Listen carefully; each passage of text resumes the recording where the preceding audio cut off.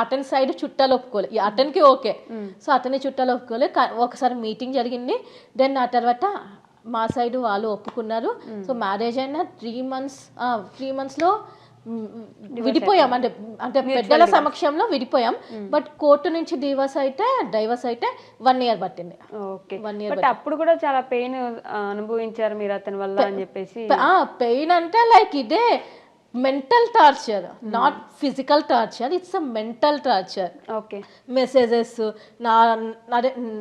నేను స్టార్టింగ్లో పోస్ట్ చేసిన ఫొటోస్ ఉన్నాయి కదా, ఆ ఫొటోస్ అన్ని డిలీట్ చేయాలి, వీడియోస్ అన్ని డిలీట్ చేయాలి. సో ఈవెన్ పేపర్స్లో, డివర్స్ పేపర్స్లో కూడా ఆ ఫొటోస్ వీడియోస్ ఎక్కడికి రాకూడదు బయట, అది కూడా రాపించుకున్నాను అనమాట.